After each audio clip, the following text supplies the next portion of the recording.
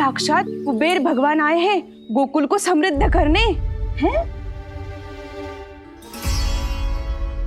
सब विस्तार से बताती हूँ, आप बैठो तो सही। कुबेर महाराज, चलो जोड़ी बनाते हैं।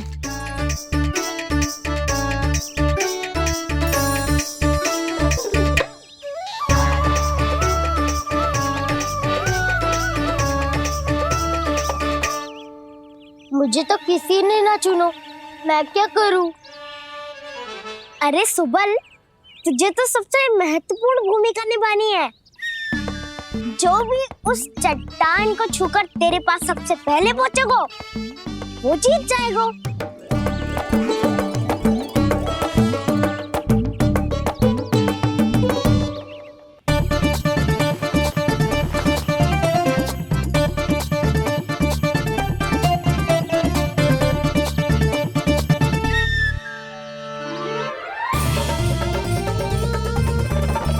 आरंभ करो।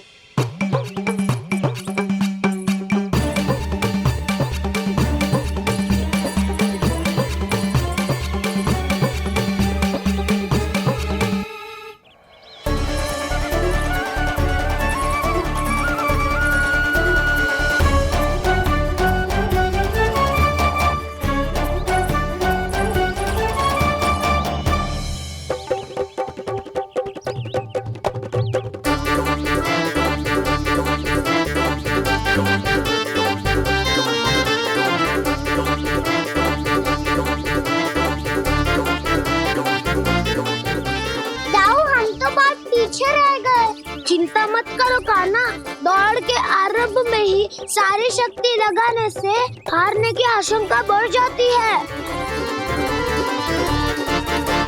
देखो वो दोनों थक रहे हैं, यही समय है अपनी गति बढ़ाने का।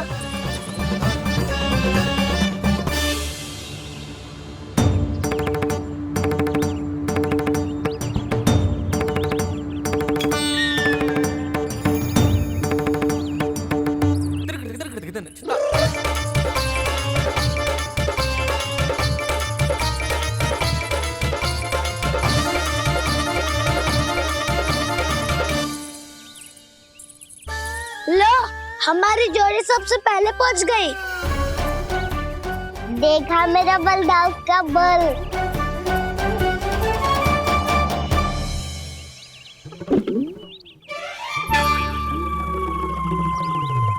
ताऊ, वो देखो।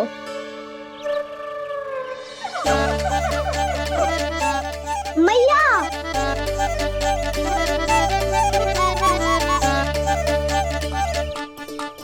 अपने परिवार या अपने सखाओं के साथ या किसी ऐसे व्यक्ति के साथ जिसे उसकी आवश्यकता हो बांट लेना चाहिए, ताकि सबके पास पर्याप्त हो और किसी को भी कुछ कमी ना हो, किसी को वस्त्र के बिना रहना ना पड़े, भोजन के बिना सोना ना पड़े।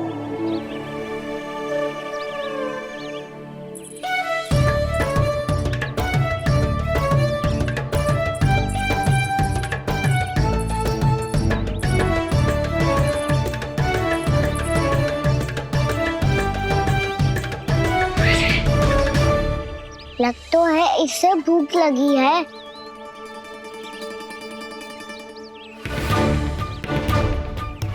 मेरी और क्या देख रहे हो? तुम्हारी पोटली में कुछ तो होगा, दे दो उसे। मेरे नैना मैया ने क्या की थी?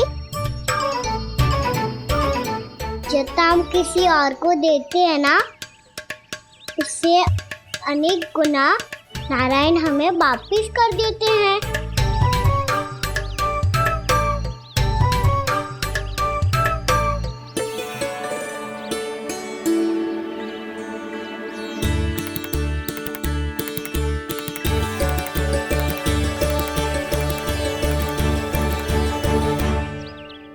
ओहो, अंतिम रोटी थी पर वो तो मैं खा गो। अब तो बस मेरे हाथ में माखन लगा रह गो है।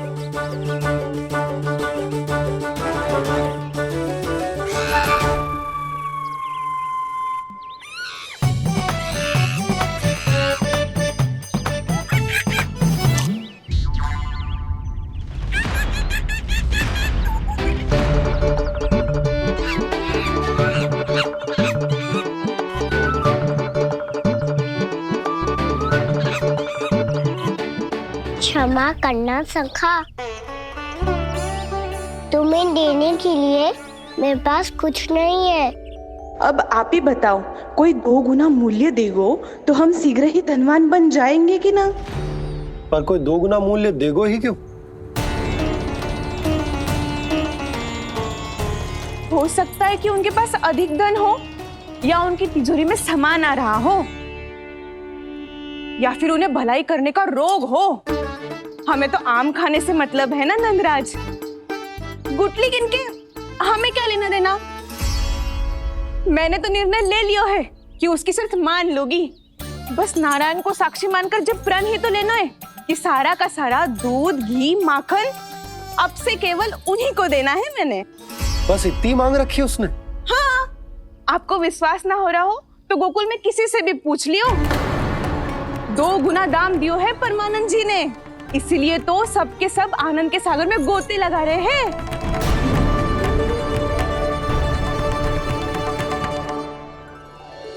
हे नारायण, सुनी है गांव वालों को 2 गुना लाभ हुआ है आज। पर मैं तो माखन बेच ही ना पाई, क्योंकि हाट जाने के लिए कोई साधन ही ना मिलो मुझे। ये नया माखन अभी अभी बनायो है मैंने। प्रतिदिन जो माखन निकालती हूँ सबसे पहले आपको चढ़ाती हूँ, ये सोचकर कि कभी तो आपकी कृपा होगी। पर जाने आपका आशीर्वाद कब मिलेगा मुझे, पर जाने कब आपका आशीर्वाद मिलेगा मुझे। यदि इस बार भी मेरा माखन बेकार हो गयो ना, तो सच्ची कह रही हूँ, कल से भोग में आपको कुछ भी ना चढ़ाऊंगी मैं। कल से भोग में आपको कुछ भी ना चढ़ाऊंगी मैं। कान्हा, मुस्कुरा क्यों रहे हो? वानर महाराज की भूख कैसे मिटानी है पता है मुझे। कैसे? माखन से। पर माखन कहाँ मिलेगा? सावित्री मौसी के घर से। तो क्या तुम फिर से माखन चुराने की सोच रहे हो? डाउन मेरी बात प्रश्न ही नहीं उठता, इसकी अनुमति नहीं दूंगा मैं। गोकुल वासियों को ऐसा वचन देने की अनुमति ना दे सकता मैं। बिना सोचे समझे कैसे वो किसी अपरिचित व्यापारी के शब्दों पर विश्वास कर सकते हैं?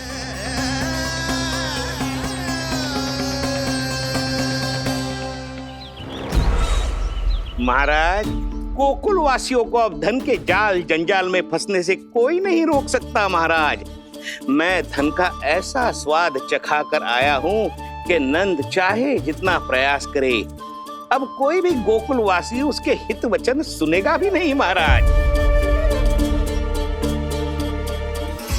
ये बहुत गंभीर बात है, हमें सभा बुलानी होगी यशोदा। जशोदा जी, आप भी कुछ कहो ना नंदराज से। जे अधिक ही सोच रहे, इतनी चिंता करने की कोई आवश्यकता ना है। आवश्यकता तो है।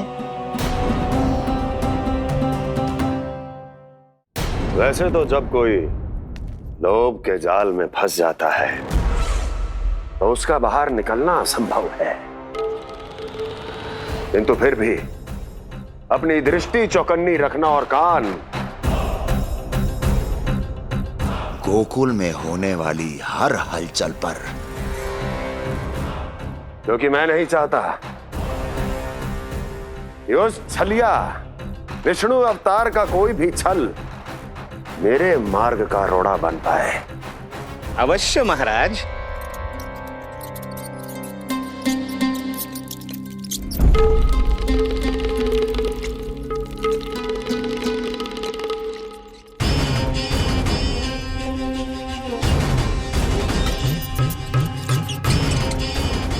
लोभ।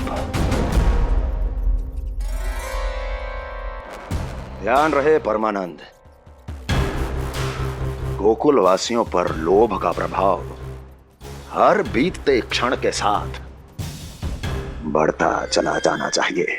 महाराज, जैसे किसी कबूतर को बिल्ली दबोच लेती है, वैसे ही मेरा फैलाया हुआ लोभ गोकुल वासियों को अपने पंजों में दबोच लेगा, सब झटक लूंगा।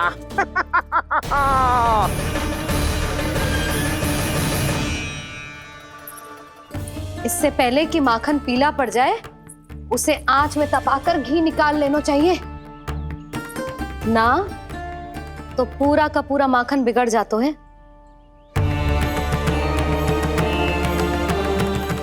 मैं अभी भोला से कहकर सारे ग्वाल ग्वालियरों की सभा बुलाता हूं। मुझे सबसे बहुत महत्वपूर्ण विषय पर बात करनी है।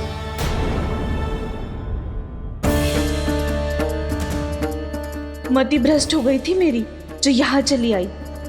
अब कहीं ऐसा ना हो कि मेरा धनवान बनने का स्वप्न धरा का धरा रह जाए। सुलक्षणा, चिंता मत ही करो। अरे हम सबसे पहले तो वे अन्न के बारे में सोचते हैं। वे गोकुल वासियों को लोभ के फेर में कछु अनुचित ना करने देंगे। कहा ना मैंने, तुम्हें कुछ भी अनुचित करने नहीं दूंगा। दाऊ हूँ तुम्हारा। हाँ तो अनुचित बात करने देना दाऊ, पर मैं तो भलाई करना चाहता हूँ। भलाई? किसी की अनुमति या सहमति के बिना उसके यहाँ चोरी चुप के माखन खा लेना भलाई नहीं, चोरी कहलाती है। सखाओ, तुम ही बताओ, किसी भूखे प्राणी के लिए भोजन की व्यवस्था करना क्या तो है? भलाई। पड़े पड़े माखन चढ़ने के स्थान पर किसी का पेट भरे, वो क्या तो है? भलाई। किसी की मन की इच्छा पूरी करना क्या हो तो है? भलाई। ठहरो ठहरो, चोरी करके किसकी मन की इच्छा पूरी करोगे तुम?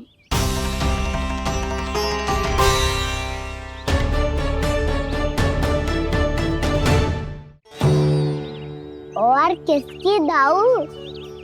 स्वयं सावित्री मौसी की। वही तो चाहती है कि मैं उनके घर आऊं और ढेर सारा माखन खाऊं।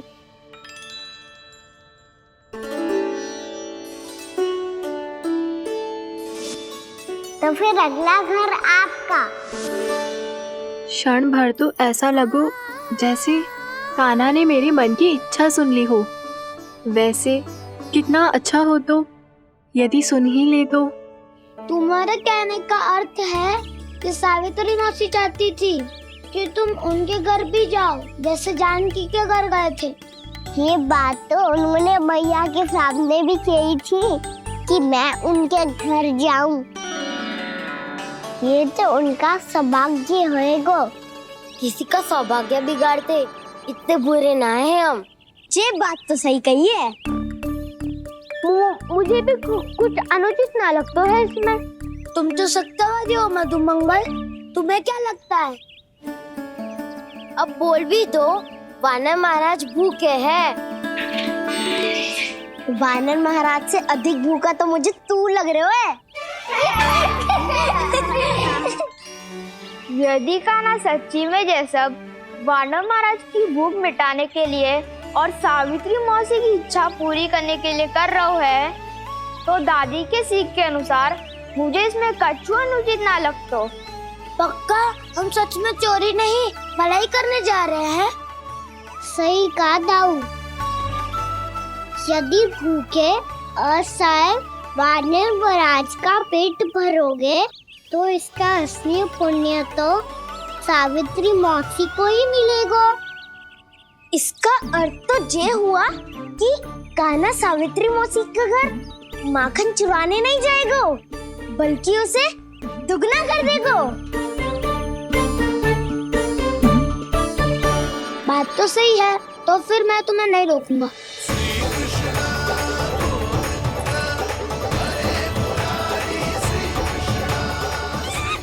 पर इस बार हम तुम्हें अकेले न जाने देंगे सखा। हाँ, हमें भी पुण्य अर्जित करना है और माखन भी।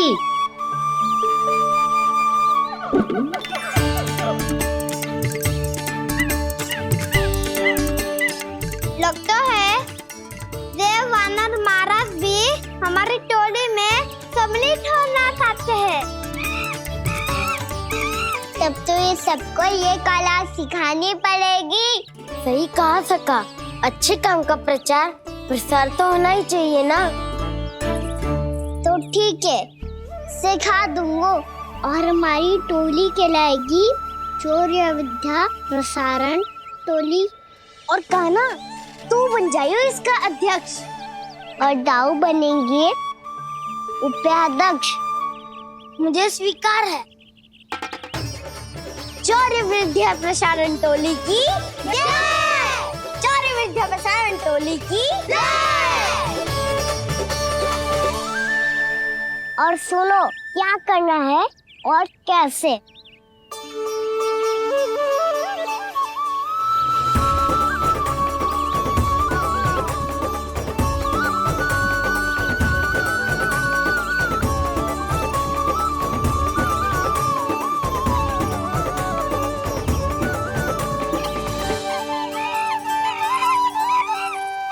आया कन्हैया रे आया रे माखन का चोर,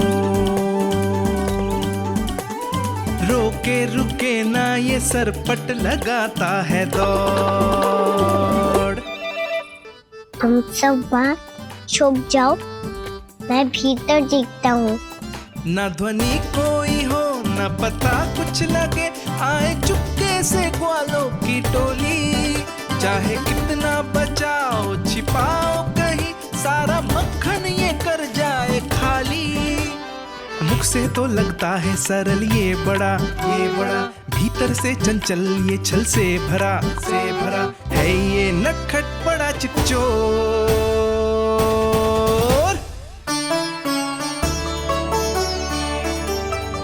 इतनी ऊपर टांग रही हो मासी।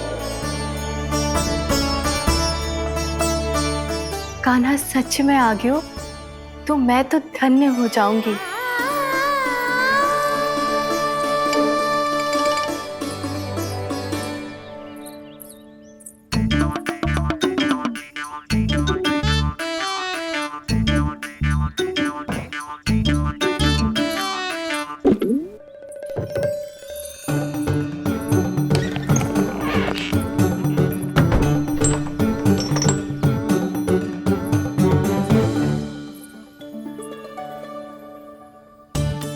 मन तो करता है सारा दूध दही माखन उसे बुलाकर अपने हाथों से खिला दूं। मुझे बुलाना भी चाहती हो और अनजाने में मेरे लिए कठिनाई भी बढ़ा रही हो। पर मेरे यहाँ क्यों आएगा कान्हा? इससे अच्छा तो यही होगा कि कल माखन बेचने के लिए कहीं से सकट का प्रबंध कर लूं।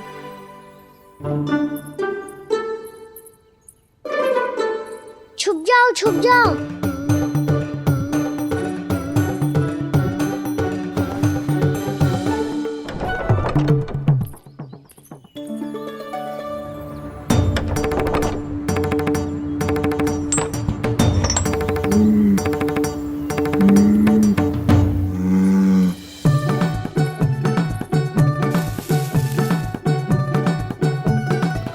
वैसे भी वो ठहरा राजकुमार, एक साधारण गोपी के यहाँ का माखन काहे खाएगो। तो भी बावली हो गई है सावित्री। कान्हा आना भी चाहे तो इतनी दूर आएगा कैसे?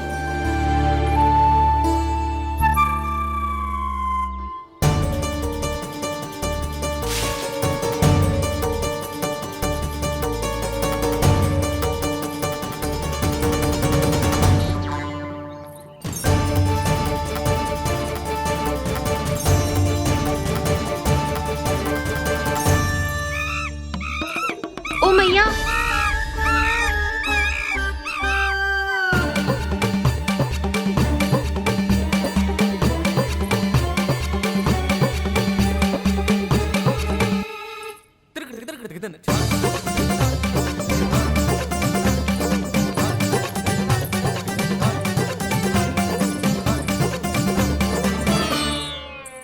सब खड़े हो जाओ।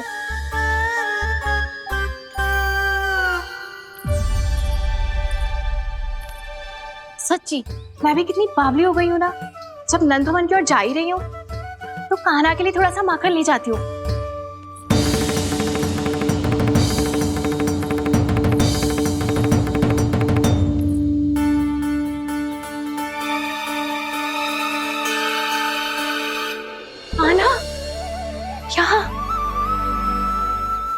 स्वप्न है या फिर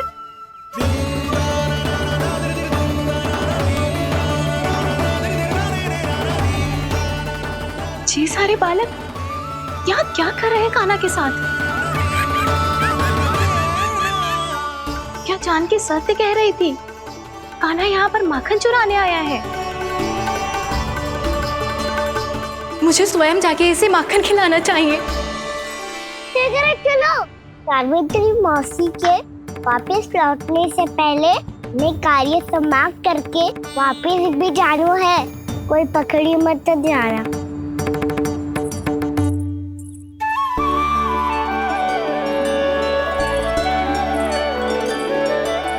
ये मुझे देख के भागो तो ना ना, ये जो कर रहा है जैसे कर रहा है मुझे करने देना चाहिए।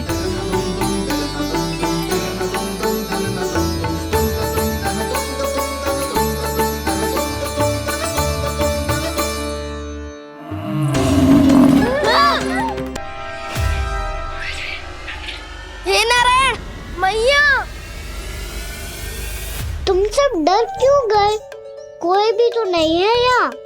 पर वो तो है सावित्री मासी का रक्षक बलदार।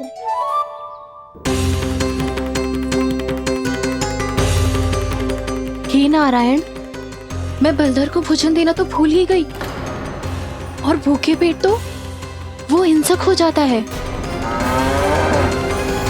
कान्हा, तूने सुना है ना कैसे सींग घुमा के और लाते उठा उठा के मारता है?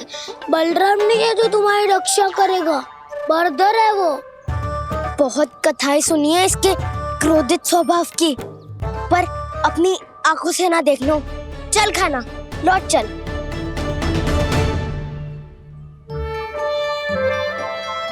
रुक जाओ, चिंता की आवश्यकता ना है। हम पे क्रोध ना करेगो ये।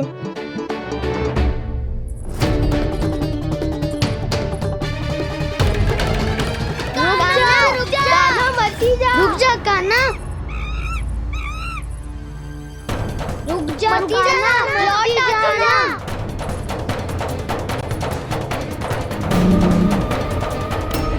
देखो कैसे स्वागत करो है।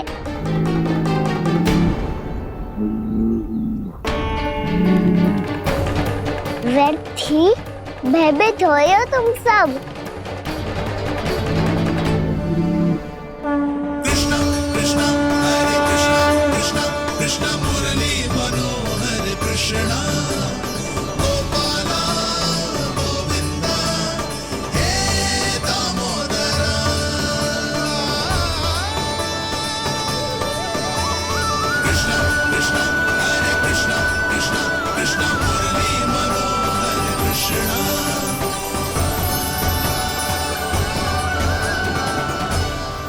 बाल कृष्ण ने छुआ तो एक साधारण बैल को है माँ, पर उनके स्पर्श का अनुभव मुझे हुआ है। बलधर, ये जो वानर महाराज है ना, ये मेरे सखा है। बहुत भूखे हैं ये, इसीलिए हम इनके लिए तरीक माखन देने आए हैं। हमारा साथ दोगे ना? मैं भी बहुत भूखा हूँ प्रभु। सावित्री मैया चारा देना ही भूल गईं। आप मुझे खोल दीजिए ना। आप भी अपना कार्य निर्विघ्न कर लीजिएगा और मैं भी घास चर के अपनी भूख मिटा लूंगा।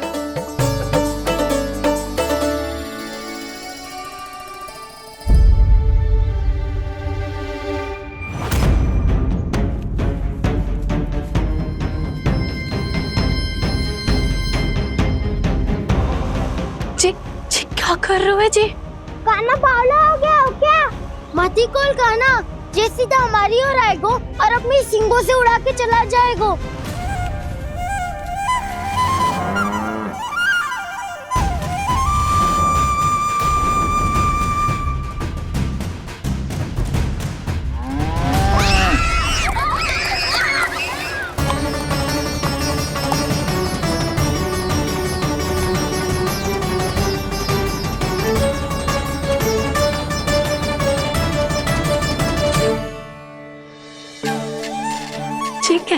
संभव है?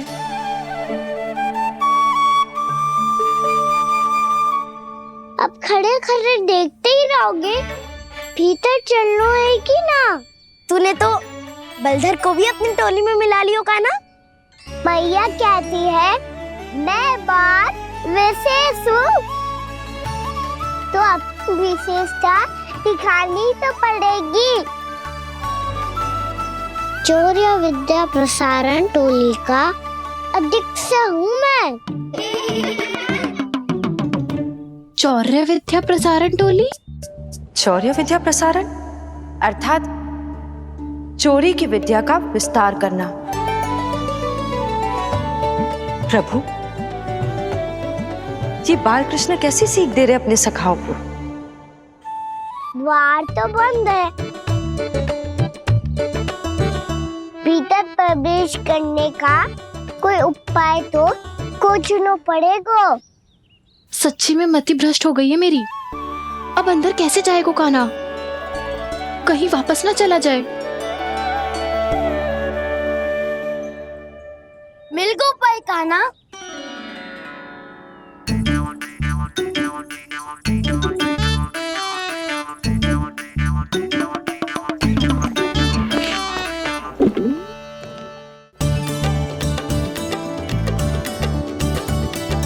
चलो भीतर प्रवेश करते हैं।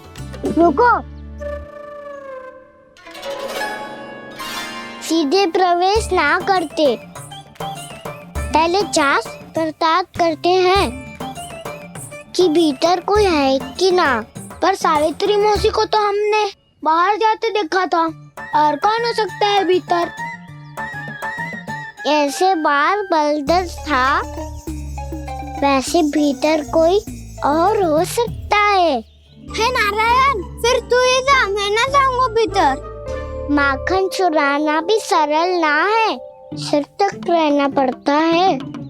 माता यशोदा यदि ये सब देख लें तो उनके मन को कितना दुख पहुंचेगा।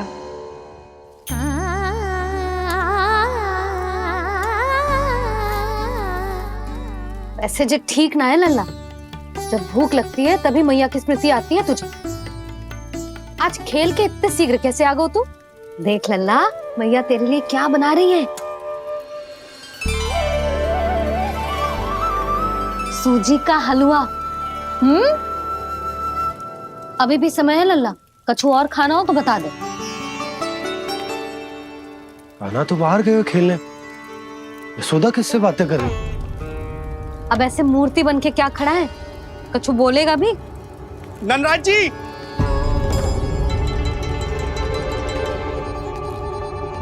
नंदराज जी, लगभग सभी को सभा की सूचना दे दी है, और जो तनिक दूर रहते हैं उनके बंसी गए हुए सूचना देने के लिए, और उपनंद भैया आपकी चौपाल में प्रतीक्षा कर रहे हैं। चलो। देख लल्ला,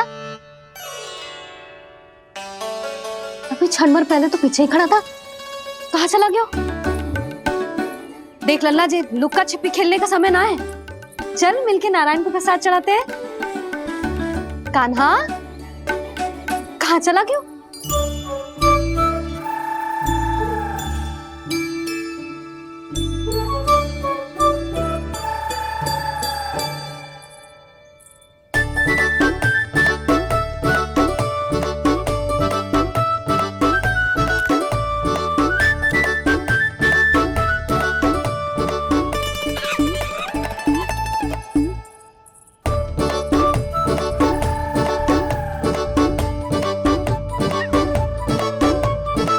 पशुओं से तो ऐसे बात कर रहे हो जैसे इनकी भाषा समझते हो।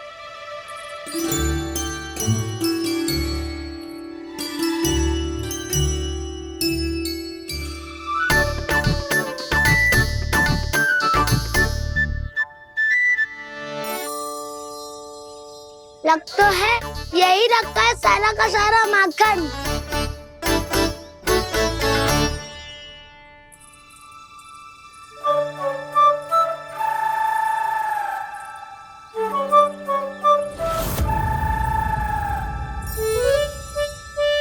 कान्हा, मुझे प्रयास करने दे, मैं आसानी से कर लूंगा।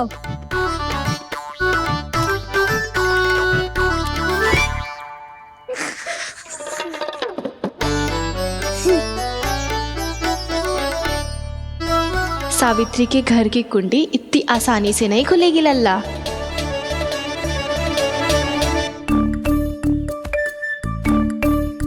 कहो तो मैं ही तोड़ दूं द्वार। ना ना, चिंता मत ही कर काना, पीछे मुड़ के देख, सारा का सारा माखन ऊपर ही तो लटक रहो है। कोई लाभ ना होगा गाऊ, माखन तो वो रो।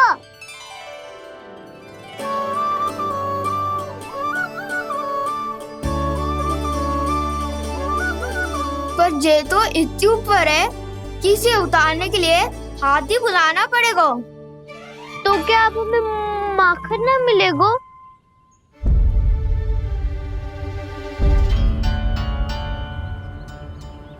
मुझे क्या पता था कान्हा कि तू सच्ची में आने वालो है। ना तो मैं इतनी ऊपर लटकाती ही ना, ऊपर से चौकी भी रसोई घर में बंद है। ये तो स्वयं चाहती है कि कृष्ण इनका माखन चुरा ले। अविश्वसनीय है ये। यही तो लीला है देवी, लीलाधर श्री बाल कृष्ण की लीला, श्री बाल कृष्ण की लीला। कोई उपाय ना है कान्हा? इतनी पर्वत जितनी ऊंचाई पर तो चढ़ ना सकते हम।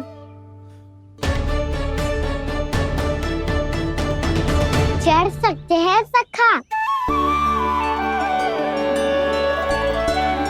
यदि हम ही पर्वत बन जाए तो कुछ भी कर सकते हैं। इतनी चतुराई कहाँ से लायो है जे?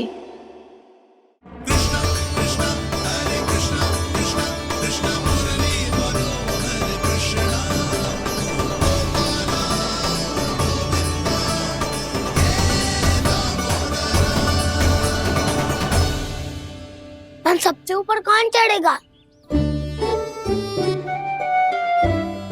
नाना मैं ना करूँगा, ये संभव ही ना है, मुझसे ना हो पाएगा। मैं चढ़ूंगा सबसे ऊपर।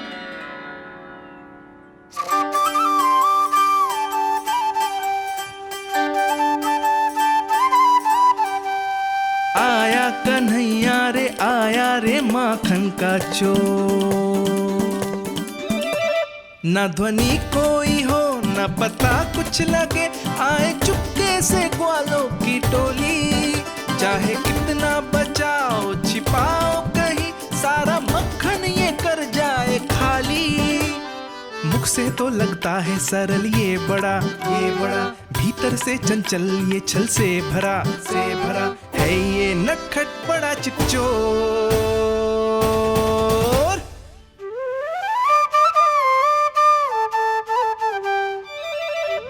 भोला भाला कान्हा है माखन का चोर, भोला भाला कान्हा है माखन का चोर, भोला भाला कान्हा है माखन का चोर, भोला भाला कान्हा है माखन का चोर।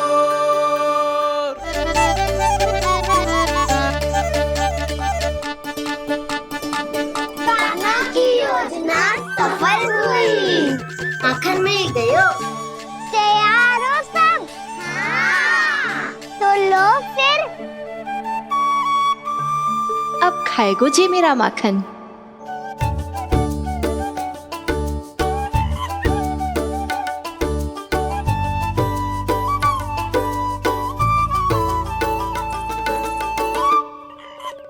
वानर महाराज, सबसे पहले तो आप ही लो।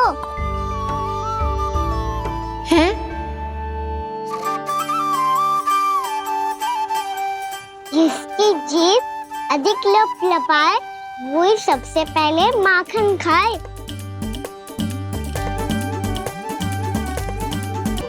स्वयं हाथों से अपने ये बांटे, पूरी टोली को माखन खिलाए। बड़ा नटखट है नंद किशोर। लो दाऊ, ये आपका। सारा माखन जे इन सब में बांट रहो है, स्वयं ना खाएगो। भोला भाला कान्हा है माखन का चोर, अरे भोला भाला कान्हा है माखन का चोर, अरे भोला भाला कान्हा है माखन का चोर। इतनी देर बाद ही सही, अब खा रहे जी मेरे हाथ का माखन। प्रभु, ये जो भी करते हैं उसके पीछे कोई ना कोई उद्देश्य अवश्य होता है। मैं ये जानने के लिए आतुर हूं कि इस माखन चोरी की लीला के माध्यम से कौन सा संदेश देना चाहते हैं ये। बस यही कि यदि कोई भक्त सच्चे हृदय से भगवान का स्मरण करे तो भगवान अवश्य आएंगे और अपने भक्तों के कर्मों को सुधारने की प्रक्रिया प्रारंभ कर देंगे। फिर चाहे वो भक्त जानकी हो या सावित्री। कृष्ण माखन नहीं खा रहे देवी, ये तो अपने भक्तों के दुष्कर्मों को मिटा रहे हैं ताकि उन्हें जीवन और मृत्यु के चक्र से मुक्ति दिला सके। पर प्रभु,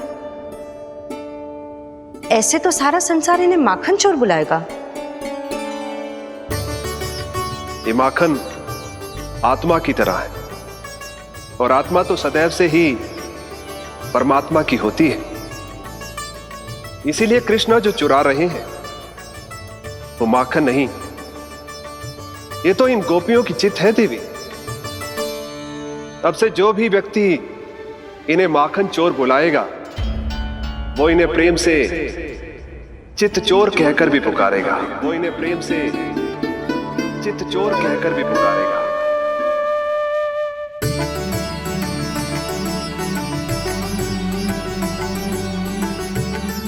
सही कहा आपने प्रभु, चित चोर तो है ये। इन्होंने केवल गोपियों का नहीं, अपनी मैया का भी चित चुराया है। कान्हा, देख लल्ला, अब सामने आ जा। लल्ला,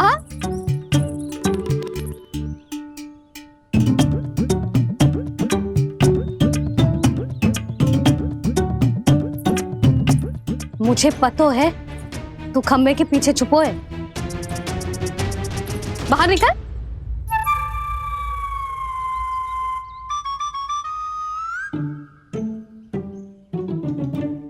मैया,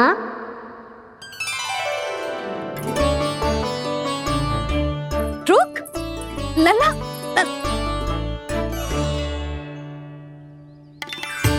ठीक है मत आ, मैं अकेले अकेले पूजा करने जा रही हूँ।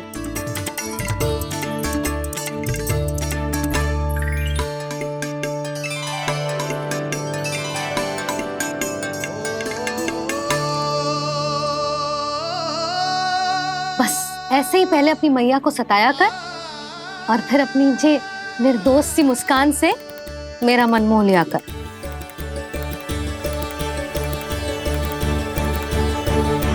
और चाहिए?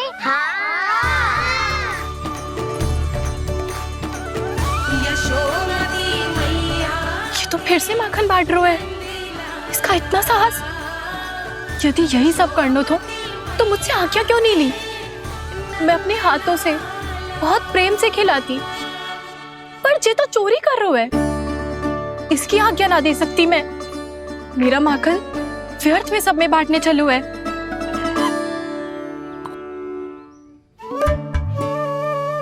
दो वानर महाराज और तनिक ले लो। सखा तो सखा, ये तो वानरों में भी बांटने लगा है। और चाहिए? नाना, नन्ना है, भैया ने क्या कही थी? लोभ बहुत भयानक राक्षस है। पर कान्हा, अभी तो गले तक ही गया है माखन। पूरी मटके चट कर गए और माखन अभी तक गले तक ही पहुंचा है। हाँ, भूख तभी मेरी भी ना मिटी है। वसंता, इसे तुम ले लो।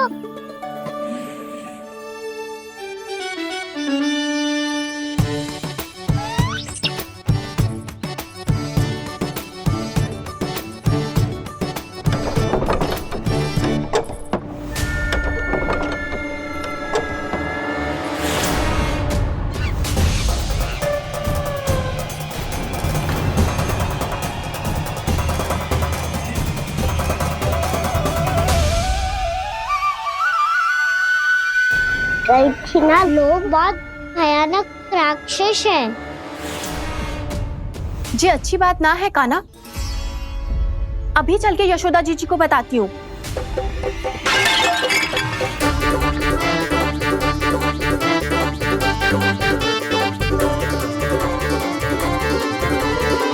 पर आप ही नहीं तो कही थी कि आप किसी को कछु ना बताती, बल्कि प्रसन्नता से खिलखिल जाती। जानकी के स्थान पर यदि कान्हा ने मेरे हाथ का माखन खाए हो तो मैं किसी को कुछ ना बताती, बल्कि प्रसन्नता से खिलखिल जाती। मैं तो मन में सोच रही थी, मुझसे बोल दिया था क्या? सच्ची बात तो ये है मौसी, ये मानव महाराज पूछे थे, इसीलिए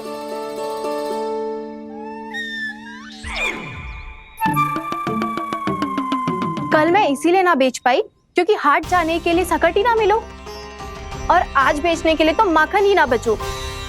चिंता मत करो मौसी, 2 गुणों से भी अधिक मिलेगा। भूखे की भूख मिटाने का पुण्य प्राप्त किया है आपने। बस आप मैया को कछु मत बताइयो।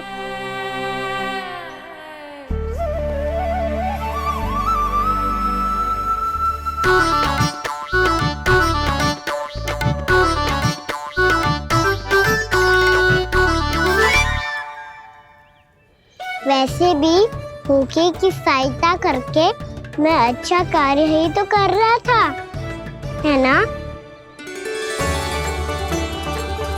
कान्हा, मौसी अब सब गए, मैं भी जाऊं? किसकी भलाई कर दे कब किस बहाने, कान्हा की लीला तो कान्हा ही जाने। भाग्यो,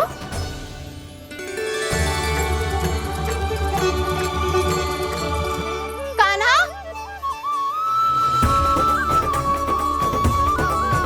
एक तो चोरी की और ऊपर से मूर्ख बना के भागो।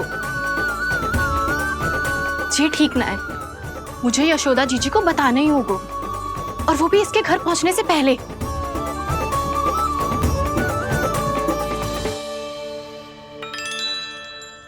अरे पल्लू मत खींच, तनिक रुक जा, दे रही हूँ, पूजा तो करने दे।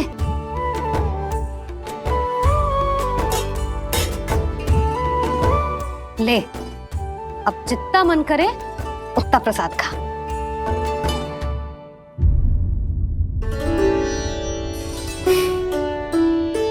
या तो मैं सच्ची बावली हो गई हूँ कि मुझे हर समय कान्हा दिखता रहता है, या फिर मेरा लल्ला कुछ अधिक ही विशेष है कि मेरे साथ ना होके भी सदैव अपनी मैया के साथ ही रहता है।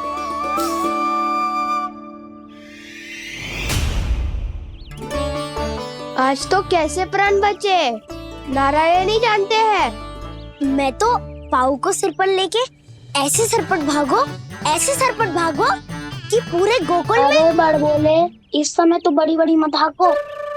पर असली लाभ तो वानर महाराज ने उठाया है। पूरी की पूरी मटकी अकेले लेके निकल लिए। ये हमारी प्रतीक्षा कर रहा था ताकि हम माखन बांट सके।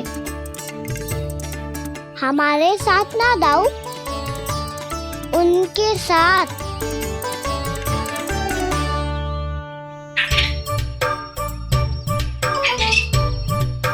मैं समझ गो कान्हा, एक ना सभी जानवरों की भूख मिट जाए, इसलिए गया था तू सावित्री मौसी के यहाँ माखन चुराने। इससे पहले कि वो हमारे यहाँ पहुँच जाए, हमें घर पहुँचना होगा दाऊ। चाहे कछु हो जाए, पर देरी ना होनी चाहिए। इससे पहले के बहुत समय बीत जाए, हमें ये समझना होगा कि लोभ आदमी की बुद्धि को भ्रष्ट कर देता है, हमारे सोचने समझने की क्षमता को नष्ट कर देता है। बहुत समय पहले की बात, एक साधु था, वो सुनसान घने जंगल में रहकर साधना करता था। ब्रह्म ज्ञान को प्राप्त करने ही वाला था कि अचानक से एक दिन उसे एक सुनहरी बिल्ली दिखाई थी। उसने उसे देखो तो सोचो कि ये तो बहुत सुंदर है, इसे तो मेरे पास रहना चाहिए, और उसने उस बिल्ली को अपने पास रख लिया। फिर उसने सोचो कि इसे तो दूध की आवश्यकता होगी और उसके लिए गाय की, तो उसने एक गाय भी रख ली। अब गाय को चारे की आवश्यकता होगी और चारे के लिए भूमि की। नारायण की कृपा से भूमि का प्रबंध भी हो गयो। अब भूमि को जोतनो है, चारा उगानो है, चारा काटनो है और उसे गाय को खिलानो है। गाय को खिला के उसे दूध निकालनो है और दूध निकाल के बिल्ली को पिलानो है। कार्य बढ़ गो। अब उसे लगो कि सहायता के लिए 2 जोड़ी हाथ और होने चाहिए, तो उसने विवाह भी कर लियो। कुछ समय बीतो और संतान हो गई और उसे एक बड़े घर की आवश्यकता अनुभव हुई। इसी प्रकार धीरे धीरे लोभ ने उसे अपनी छाया में ले लिया और वो नारायण की साधना कर ब्रह्म ज्ञान को पाने के अपने परम लक्ष्य को भूल गो। फिर अनेक वर्ष बीतने के पश्चात उसकी अपने गुरु से भेंट हुई। पहले तो उन्होंने उसे पहचाना नहीं, और पहचानो तो उनने कही कि एक बार, बस एक बार अपने कर्तव्य से भटका था तू, और देख कैसे देखते ही देखते लोभ के जंजाल में गहरे ही गहरे धंसता चला गया। सोचो, कहीं उस व्यापारी को धन के लोभ में अपना वचन देकर आप सब भी जे ही भूल तो ना करने जा रहे।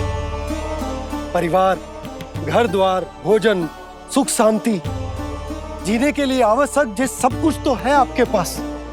इसीलिए मुझे चिंता हो रही कि जिस प्रकार उस साधु ने ब्रह्म ज्ञान प्राप्ति का अवसर गवा दिया था, आप सब भी इस लोभ में आकर अपना सुख चैन ना गवा दो।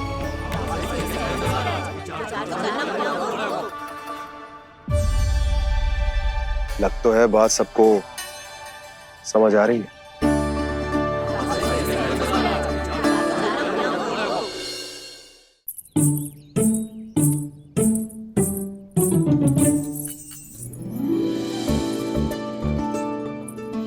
भाभी आसानी से ना मिलने देंगी कान्हा से, पर उसे देखे बिना रहा भी तो ना जा रहे हो मुझसे। कहाँ है वो? मुझ पे बहुत क्रोध है उन्हें। इतने शीघ्र शांत ना होगा, उन्हें मनाना तो पड़ेगा ताकि मैं नंद भवन में फिर से बिना किसी रोक टोक के आ जा सकूं। पर क्या बोलूं, कैसे मनाऊं उन्हें?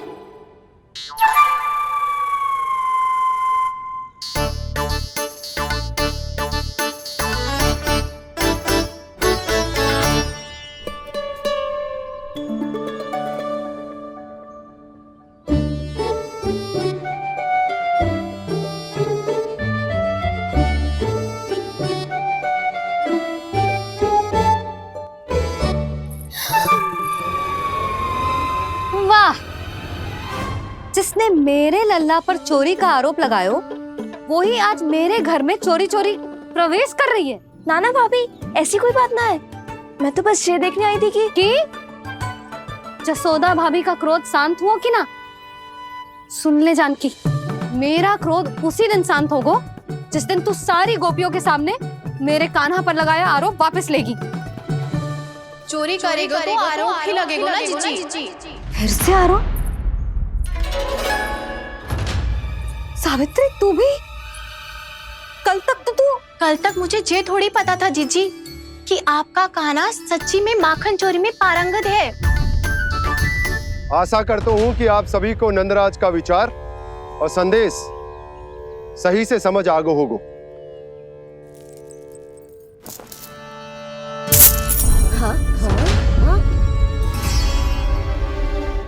सिक्कों की खनक बता रही है कि पोटली कितनी भारी है। एक ही दिन में कितनों धन पा गई जे। हमें भी इससे अधिक धन अर्जित करना होगा, तभी तो हम अपने उज्जवल का भविष्य उज्जवल कर पाएंगे। पहली बार कछु बुद्धि की बात की है तूने।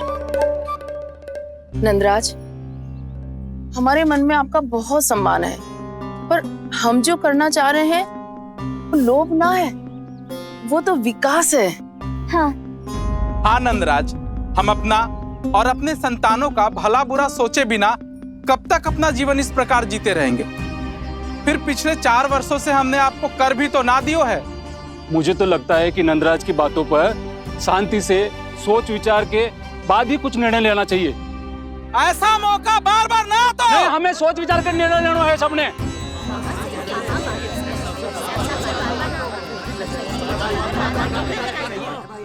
चोरी में पारंगत? हाँ जीजी, उसने टोली बनाई है और उसका नाम भी रखा है चौर्य विद्या प्रसारण टोली, और आपका कान्हा उसका अध्यक्ष है। अच्छा, तो कान्हा पूरी टोली लेकर आया था चोरी करने तेरे घर? और नहीं तो क्या। पर एक बात बताऊं जीजी, मेरे बलदर को देखकर किसी का साहस ना हुआ भीतर जाने का, पर आपका कान्हा इतना साहसी है कि बिना भयभीत हुए इतने भयंकर बैल के निकट चले गए। सच्ची? और तेरे रक्षक बैल ने कुछ ना किया उसे? है ना अचरज की बात। क्रोध के स्थान पर वो तो उसके सामने ऐसे झुको जैसे कि प्रणाम कर रहा है? और जीजी, आपका कान्हा साहसी ही ना, बहुत चतुर भी है। मैंने मटकियां बहुत ऊपर लटकाई थी, पर बताओ कि बिना चौकी के मटकी को नीचे उतारने का उपाय किसने ढूंढा? किसने? आपके चतुर कान्हा ने। उसने अपने सखाओं को पर्वत बनायो और एक पक्के सेनापति की तरह बिना भयभीत हुए उनके ऊपर चढ़ गयो और मटकियां उतारने लगो, और एक ही ना, तीनों की तीनों मटकियां उतार ली। तीनों? हाँ जीजी, और वो इतना दयालु है कि पहले एक मटकी का माखन सब में बांट दियो, और फिर बची हुई 2 मटकियों में से एक मटकी अपने सखाओं को दे दी, और फिर दूसरी मटकी एक भूखे वानर को दे दी। और फिर जब मैं उसके सामने जाके प्रश्न करने लगी तो उसने मुझे अपने तर्कों के जाल में उलझाया और बड़ी आसानी से सिद्ध कर दिया कि वो तो परोपकार कर रहा था। मैं तो देखती ही रह गई, और शब्द तो ऐसे झड़ते हैं मुंह से जैसे कि फूल। रुक जा सावित्री, पहले तू ये निर्णय ले ले कि तू मेरे लल्ला का गुणगान करने आई है कि उसकी निंदा करने? निंदा करने ही आई हूँ जीजी। जानकी सत्य कह रही थी, आपका कान्हा माखन चोर ही है और बलराम के साथ भागा था। बलराम क्यों? वो तो साक्षात गरुड़ देव की पीठ पे बैठ के उड़ के आयो है, तभी तो तुझसे बहुत पहले आके यहाँ बैठ गओ ना। आ देख ले, आजा। देखो कैसे बैठ के सब पहरा दे रहे हैं कि कोई पंछी अनाज ना चुगले, और तुम दोनों व्यर्थ में इन सब पर दोष लगा रही हो। कान्हा के निकट जाने का प्रयास भी मत करना। पहले मेरे लल्ला पर आरोप लगाती हो, फिर उससे मिलना भी चाहती हो।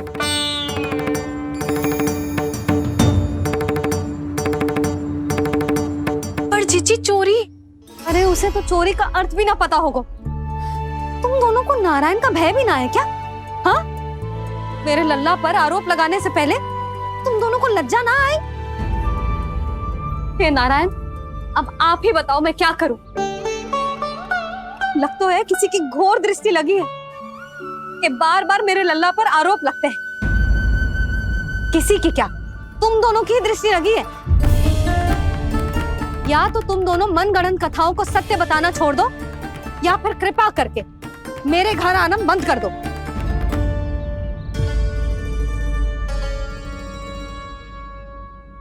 अब दोनों मुंह क्या ताक रही हो? हाँ, जाओ यहां से। और तुम दोनों नंद जी की सभा में क्यों ना गई?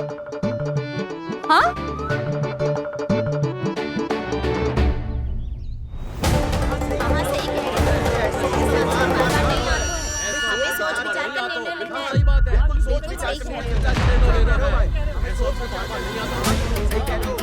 जी कौन? पहले तो कभी ना देखो इसे।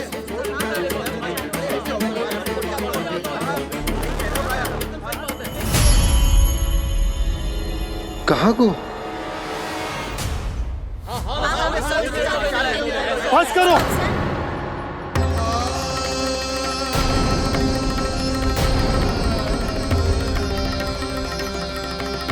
मेरी आंखों के सामने मैं गोकुल में इस तरह फूट पड़ते ना देख सकता। राजा हूं मैं, परंतु आज तक मैंने कोई भी निर्णय आप सब पर ना थोपो और ना ही आज थोपूंगा। मुझे पता है आप सबके पास कल सूर्यास्त तक को समय, इसीलिए मेरी विनती है कि आप घर जाकर रात्रि को इस बात पर पुनः विचार अवश्य कीजिएगा। सोचिएगा कि कोई भी व्यापारी अविश्वसनीय रूप से सस्ता क्रय विक्रय क्यों करेगा जब तक कि उसका कोई छुपा हुआ लाभ ना हो। हमें सोचना होगा कि कहीं हम उसके बिछाए जाल में फंस तो ना रहे।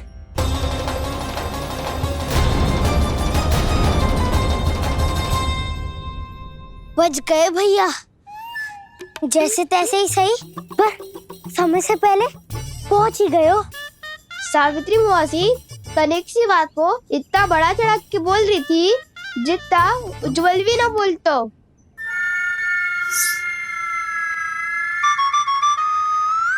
वैसे आनंद तो बहुत आयो, सच्ची।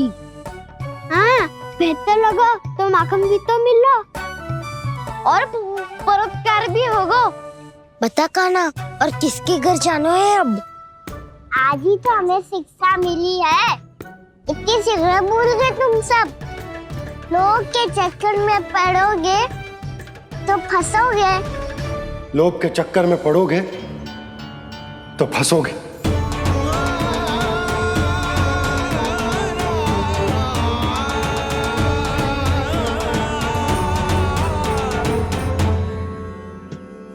चोर चोर कह रही है मेरे निर्दोष से बालक को।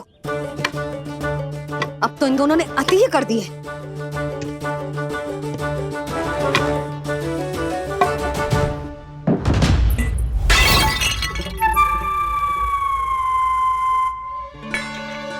से भी अभी फूटना था।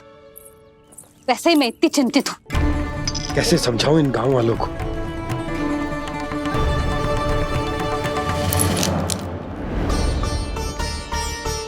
कोई समझने को तैयार ही ना है।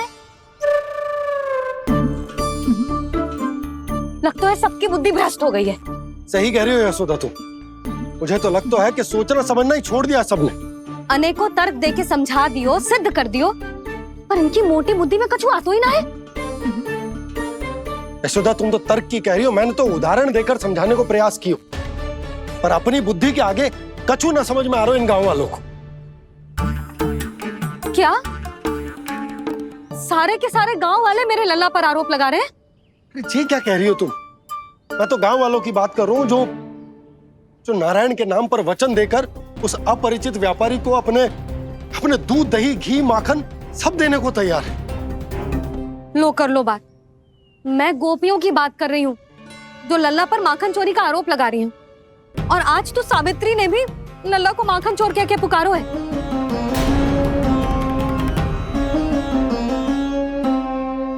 सावधान यशोदा, कहीं बड़ा होकर माखन चोर ना बन जाइए। अच्छा, ये सब आप छोड़ो। स्त्रियों की बात है, मैं संभाल लूंगी। आप ये बताओ सभा में क्या हुआ?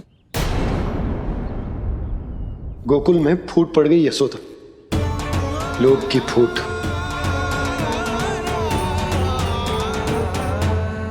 अरे रुको रुको रुको, व्यापारी जी रुकिए रुकिए। नंदराज ने प्रयास तो बहुत किया था व्यापारी जी, पर कुछ व्यक्तियों को छोड़ करके किसी के कान पे जूं तक नहीं रेंगी। इसका अर्थ फूट पड़ चुकी है लोभ की वजह से। बहुत ही शुभ समाचार लाए हो गुप्तचर। अब शीघ्र ही दिखेगा लोभ का चमत्कार।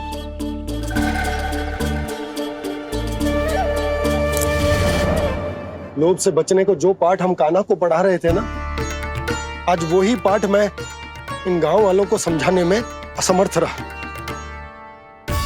आप चिंता मत करो जी, धीरे धीरे सब ठीक हो जाएगा। तब तक बहुत देर हो जाएगी यशोदा। गोकुलवासी मेरे अपने, उन्हें अपनी आंखों के सामने मैं भूल करते ना देख सकता। वो सुलक्षणा वो उस व्यापारी के प्रभाव में आ गए और शंकरी मौसी और सुमति भी सुलक्षणा के मार्ग पर ही चल रही। कान खोल के सुन ले बहू, आज से घर में दूध पीनो बंद, दही खानो बंद और माखन तो बिल्कुल न खानो। पर मैया, पर किंतु परंतु कुछ ना सुननो मुझे। सुलक्षणा की जैसे धनवान बननो है कि ना?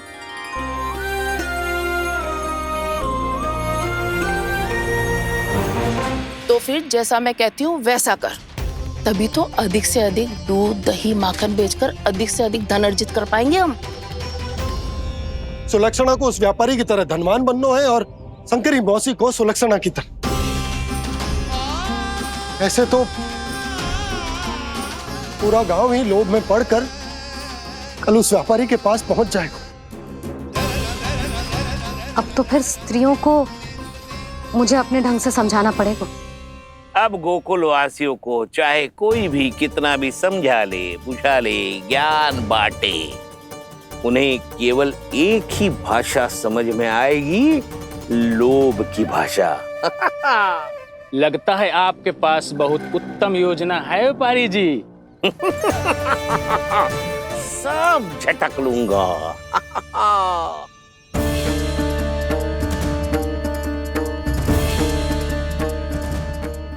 आपको क्या लगता है प्रभु, मैया के समझाने से गोपियाँ समझेंगी?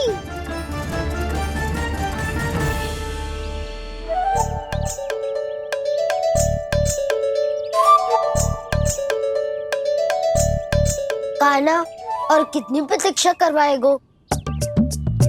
अब बता भी दे, माखन चुराने किसके घर जाना है? इतना आसान ना है निर्णय करना, समय लगता है, सोच विचार करना पड़ता है। पर ये निर्णय किया कैसे जाए पता है मुझे। लगता है ये निर्णय करना पड़ेगा कि बचना कैसे है।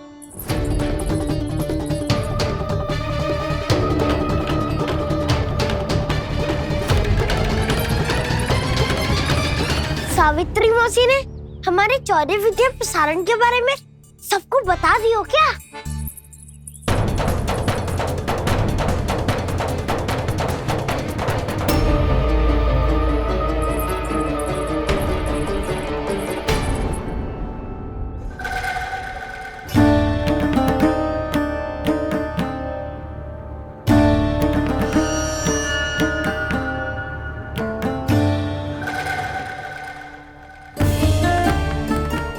शीघ्र आओ, छोटी माँ बुला रही है।